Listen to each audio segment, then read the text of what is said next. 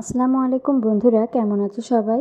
তো নদীর ধারে ঘুরতে আসছিলাম। তো ঘুরতে ঘুরতে খুব সুন্দর একটা স্কুলের সন্ধান পেয়ে গেলাম। তো ভাবলাম যে স্কুলটা একটু ঘুরে দেখে আসি কেমন।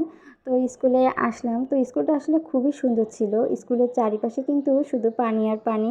এক সাইডে তো লোনা পানির ঘেরগুলো দেখা যাচ্ছিল, আর অন্য সাইডে কিন্তু নদী। আর এখানে খুব বেশি একটা গাছপালা দেখা যায় না। মানে স্কুলের মাঠেও কিন্তু কোনো প্রকার কোনো ঘাস নাই তেমন একটা। যেহেতু লোনা পানি, গাছপালা ঘাস এগুলো খুব একটা হয় না এখানে। আর যখন বৃষ্টি হয়, বৃষ্টির মিষ্টি পানি পেয়ে তখন কিন্তু একটু ঘাস হয়। আর আমাদের এলাকায় কিন্তু যেগুলো নদীর এলাকা, একদম নদীর সাইডের গ্রামগুলোতে এমনি অন্য গাছগুলো একটু কমই হয়, সুন্দরবনের গাছগুলোই বেশি চোখে পড়ে। তো স্কুলটা খুবই সুন্দর ছিল, খুবই সুন্দর পরিবেশ ছিল এখানে। স্কুলের আশপাশের পরিবেশটাও কিন্তু আপনাদের সাথে শেয়ার করব।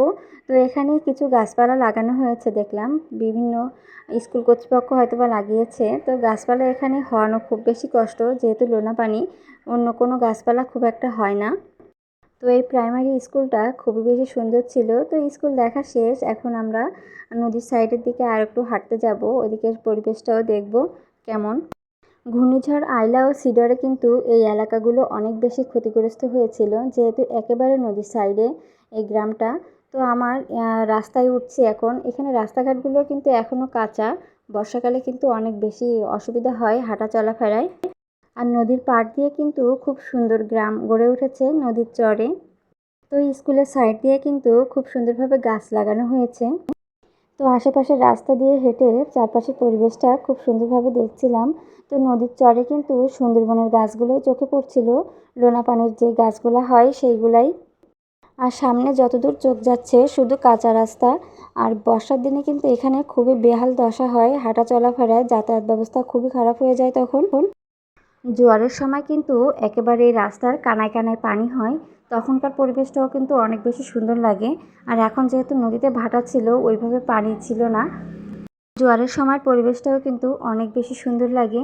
তো এখানে দেখছিলাম যে এখানে সম্ভবত মাছের চাষ করা হয়, নোনা পানির যে মাছগুলো থাকে সেইগুলা। তো নদীর এই সাইডটাতে কিন্তু নদী, আর ওই সাইডটাতে কিন্তু মাছের ঘের করা।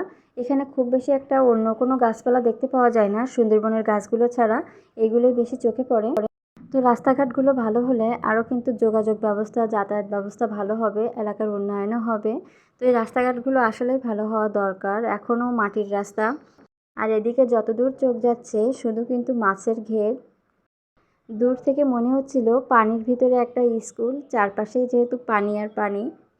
তো আজকের ঘোরাঘুরিটা খুবই ভালো ছিল, চারপাশের পরিবেশটাও খুবই সুন্দর ছিল। তো ভিডিওটা আর বড় করব না। তো সবাই ভালো থাকবেন, সুস্থ থাকবেন, সুন্দর সুন্দর জায়গায় ঘুরতে যাবেন। আল্লাহ হাফেজ সবাইকে।